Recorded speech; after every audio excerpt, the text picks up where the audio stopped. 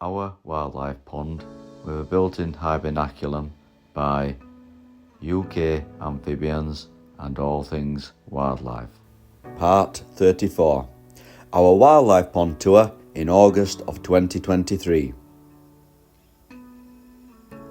It's the 1st of August 2023 and it's 18 degrees outside and it's raining just slightly today. And here we take you on a wildlife pond tour around our pond in August of summer 2023.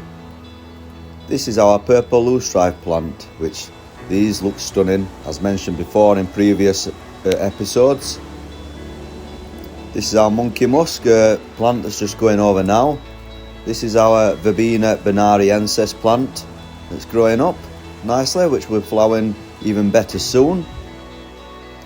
Some more purple loosestrife there.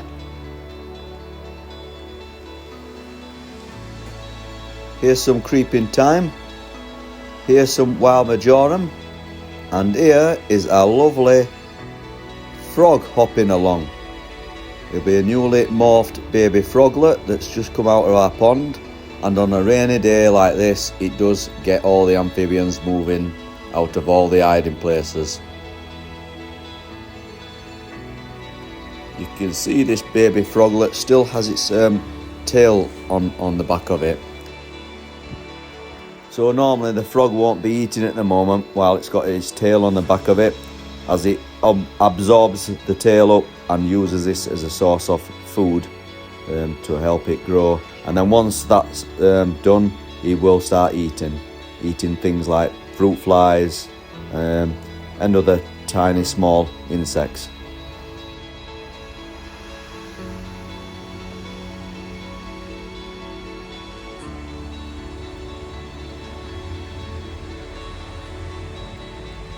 The rain's really bringing out all the baby frogs and toads today from their little hiding places.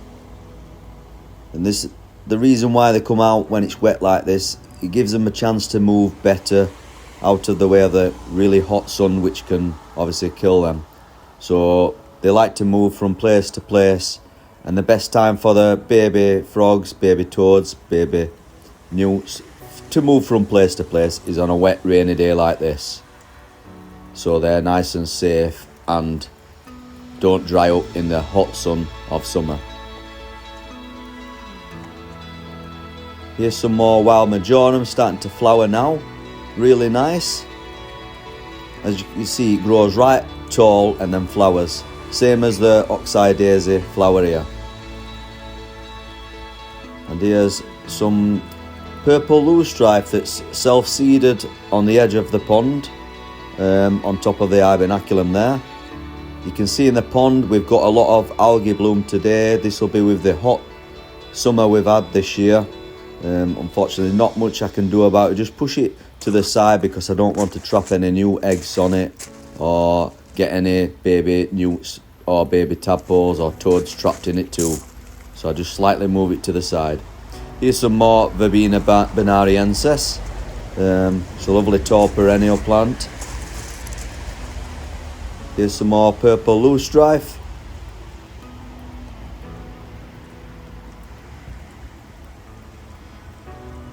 Some more purple loosestrife there. Some bits of Verbena bonariensis growing up there as well. Here's our lovely dragonfly perch, which works wonders. Here's a nice clump of purple loosestrife in the pond, which looks stunning. Here's some more lavender that we have growing around the edge of the pond, which attracts plenty of bees and insects to the pond, which is brilliant.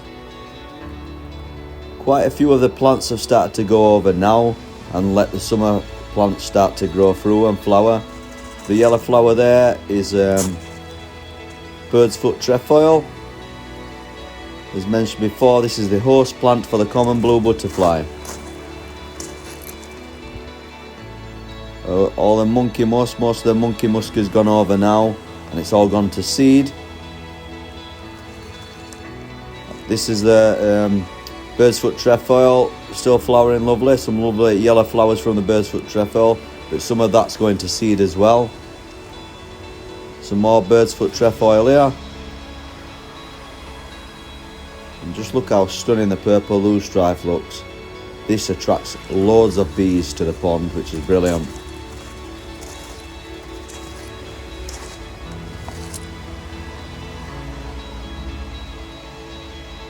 Loving the look of the pond now as it's getting better over the years.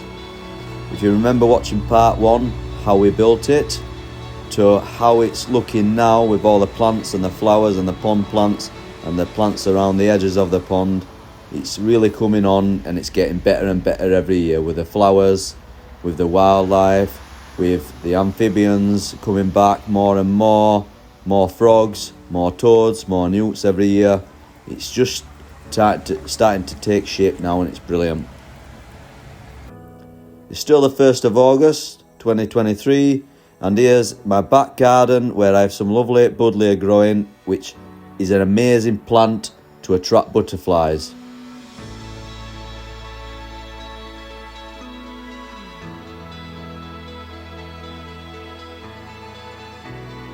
Another plant that's good for the butterflies is this one here, which is called Ball's Mauve, which is a really nice flowering plant, and this flowers all year.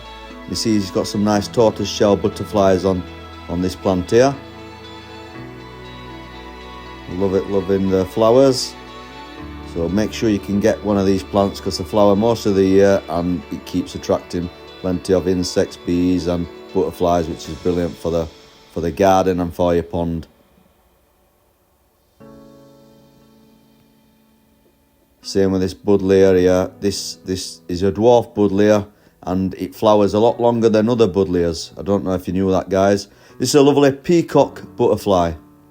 I really like these. I would say these are probably my favourite butterfly. I just love the eyes on the wings on these butterflies, and this is a way to try and scare off predators too, with the eyes on the wings. This is a lovely tortoiseshell butterfly.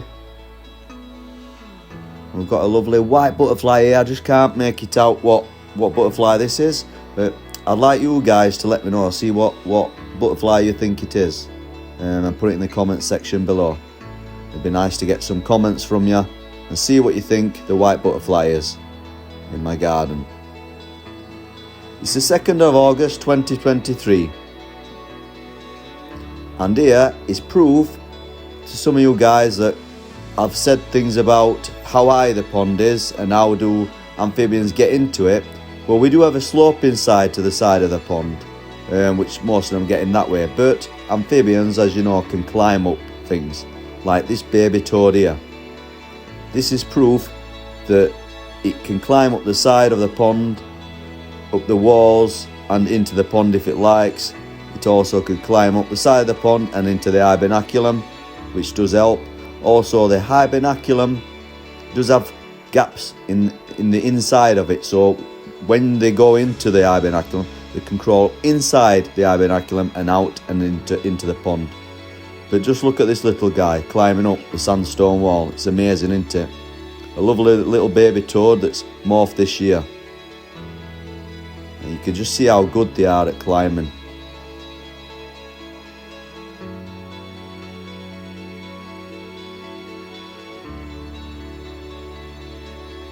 So it won't be going back into the pond because as he's small, he won't be the best of swimmers. So he will just go into the Hibernaculum and snack on plenty of food. Here's another baby frog that's morphed this year around the pond. It's still wet today. They're loving it around the edges of the pond, feeding on baby insects, tiny insects, springtails, fruit flies, anything they can get the hands on, basically, that's small enough that it'll fit in their mouth and they'll eat it.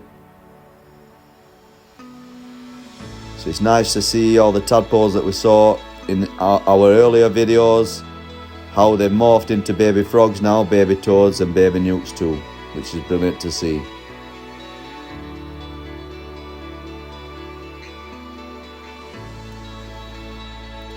This frog's quite a fast little frog. As you can see, he's hopping away really fast. So he's nice and healthy, which is brilliant to see. And it's just amazing how much wildlife and amphibians are getting attracted to the pond every year. The pond is looking stunning, and we're in August at the minute. There's still quite a few flowers to flower into the rest of the year, so stay tuned for our other episodes in the future. But today we'd like to show you a lovely ladybird on the edge of the pond, which is proof that the wildflowers attract plenty of insects. Obviously the ladybirds will be after aphids and things around the pond which they eat on, which is a brilliant insect to have in our garden, is a ladybird. And I really like watching them fly about the garden this time of the year.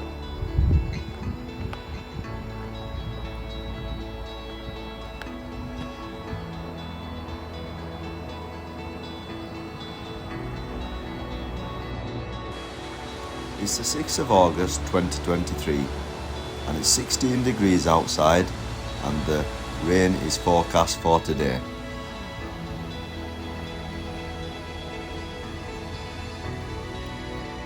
And who likes rain in our wildlife pond? Obviously, all the amphibians, the frogs, the toads, the newts love this sort of weather. So as we walk around the pond today, let's see what we can find. Here's all our Hibernaculum area with all the gaps in. So if you haven't seen part 1, search for part 1 and this will show you how we built our wildlife pond, and it's built in Hibernaculum.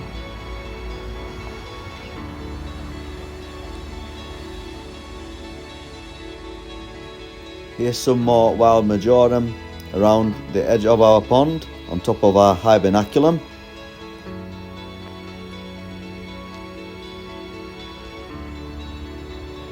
And here's a lovely baby frog. Obviously keeping moist on the logs. That's one of the reasons why we put the logs around the edges of the pond, because they hold moisture which the frogs can hide underneath and keep moist on the hot days. And here's another lovely frog.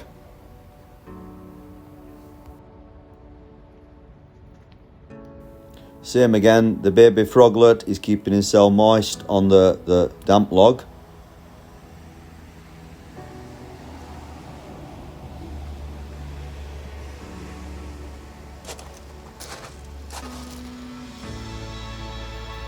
We'll have a little look, see if we can spot any baby frogs or baby newts in the undergrowth here. This is brilliant for all the baby frogs and toads and newts to hide in in the daytime, so they're away from predators like little birds and things like that might predate them and eat them. So this is another good idea to have plenty of wildflowers growing around the pond that get quite dense like this at this time of the year when the baby frogs come out of the pond. So it helps give them better chance of survival rate. And look at this baby toad hiding in between the flowers here, keeping itself out of the way of predators. Most of the amphibians come out at night anyway, but in the daytime this is where they hide in between plants and under logs and stones and rocks and things like that. But on wet rainy days they do tend to come out, as they like to move to different locations. And here we have a lovely baby newt from this year, which is really nice to see. A little baby eft, as they're called. Possibly a palmate newt, because I have more palmate newts in my pond than smooth newts. But it is quite hard to tell which type they are at this age. But it's possibly, I would say, more of a palmate newt, that. So it's nice to see them coming out of the pond. So the same again, the rain's got them moving with it being daytime, popping out, and then if it starts to dry up they'll go back under the logs and and hide and keep moist and safe away from the hot sun.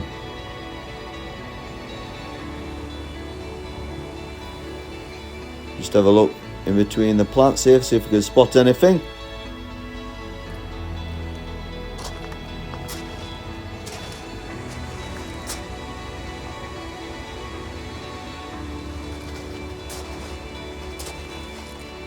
This is another reason why I grow the plants around the edges of the pond, which will help hide the amphibians that are coming out of the pond as newly baby froglets, baby toadlets or baby newts.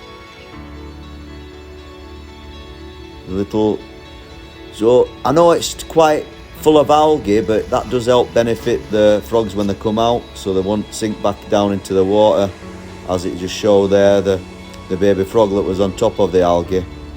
So because when they do morph into baby froglets, baby toadlets or newts, they do struggle to swim at that age. This is some more lovely wild majorum. The baby frogs, when they get older, they get a lot stronger, but when the baby tiny like that, they can easily drown. So this does help benefit them coming out onto the algae or onto any plant matter dangling into the water. Will save their lives really.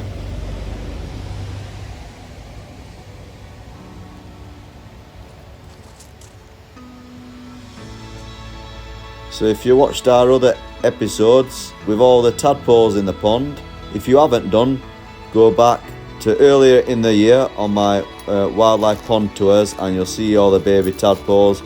You'll see all the frog spawn that was laid and the toad spawn that was laid earlier on in the year, and you can follow every part from part 1 to part 34 now, and you can see how the pond develops over all the years, which we'll see every year, and every month the pond just gets better.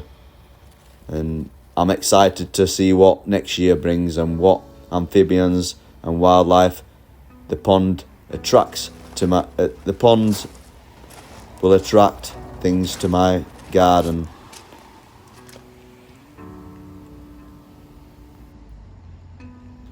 So a tip for you guys that are watching, if you're new to my channel or you've been subscribed for a while, you can see some top tips to attract things to your garden.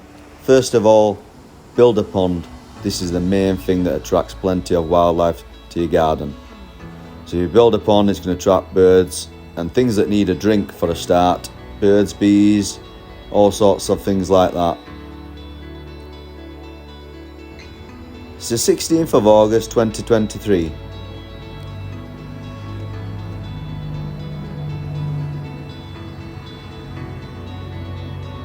The wildlife pond is still looking stunning, attracting plenty of wildlife to the pond. And here is one of my lovely purple cornflowers that started to flower. I really like these flowers. So remember, round about this time in August, the purple cornflowers flower. So if you want some lovely stunning purple flowers like this for later on in the year, get some purple cornflowers because they're really, really nice. They also attract plenty of bees and insects and things like that, that's perfect to attract to your garden. And then you can watch while you're sat in your garden and watch all the bees and birds and butterflies come to your pond. Not only with the purple cornflower too, the seed heads are perfect for things like goldfinches and things like that in the winter time, which is a nice source of food for them, which in the winter time there's not much things about, so it's a brilliant food source for them. Same with plenty of other flowers. I do grow these as well and leave the seed heads on for the birds in the winter time. So this is another tip, guys. Get plenty of wildflowers in your garden. Things like oxeye daisies, things like wild majorum, loads of flowers like this. This is an oxeye daisy seed which the birds will eat in the winter time. These are some water mint. Same, these are left seeds on as well. in the winter time for the birds to eat, which will keep them nice and healthy and keep them stocked up on food, which obviously, as we know, in winter time there's not much food about for the birds.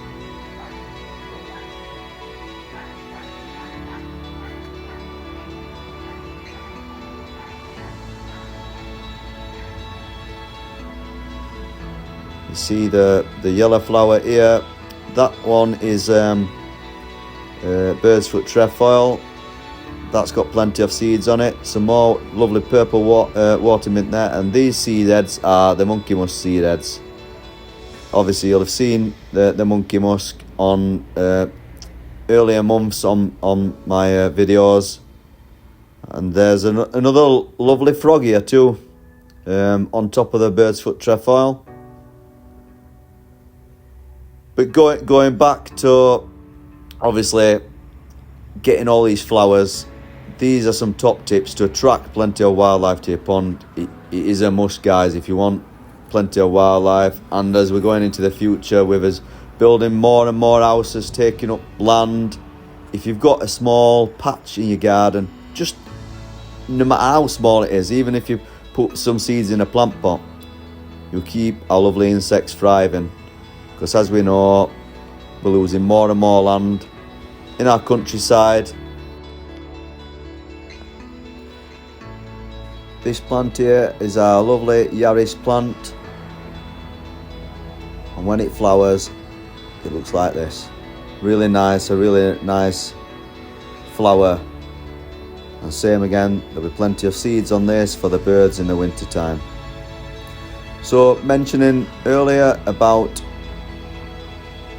no matter how small you have in your garden, even if it's just a plant pot to plant plants in, you will be helping all our lovely insects out and all our lovely animals in the UK just by planting a few plants.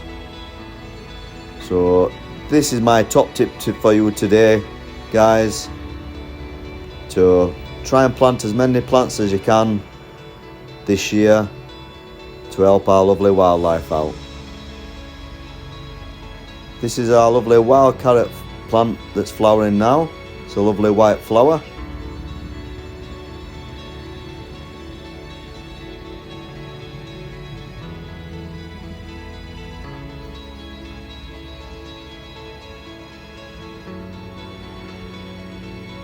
You see how nice the flower looks, and this attracts plenty of insects too. Our lovely bird's foot trefoil. Bees love this. You'll have seen on our other videos how many bees are flying around it as we take our pond tours. Purple flower here is a Verbena bonariensis, and it's got a lovely bee on it.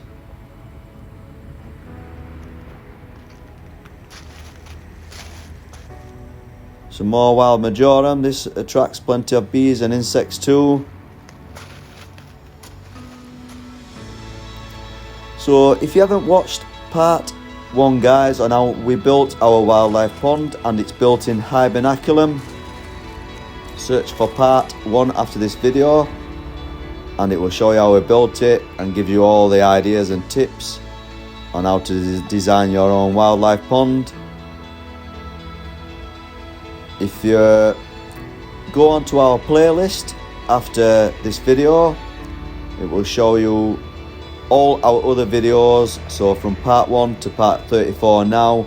So it will show you how the pond was designed and built, and then it will show you from every month after that how the pond develops month by month and over the years.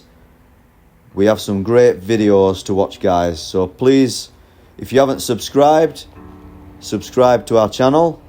Please give us a like, and also a main thing, we'd love a little comment from you guys to tell us how you think of our videos and any tips or hints that we could do to make our videos better, or any questions you're welcome to ask in our comment section below.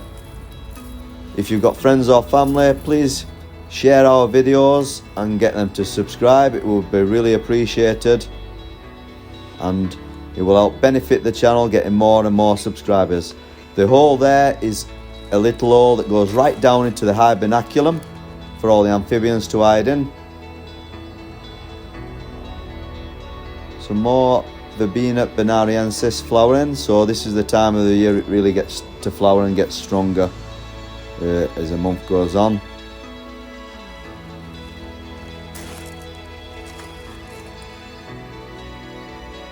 Lovely bees flying onto the bird's foot trefoil flowers. Also, I've mentioned before, I'll mention again, the bird's foot trefoil is a brilliant host plant for the common blue butterfly, which we still haven't seen yet in our garden, but with the amount of bird's foot trefoil we've got growing, we hopefully one day will get one attracted to our garden. So just looking down here, this is our main Hibernaculum area, which we show you how we're building our wildlife pond. And thanks for watching part 34, everyone. Part 35 is coming out real soon, so make sure you give us a watch. Thanks for watching.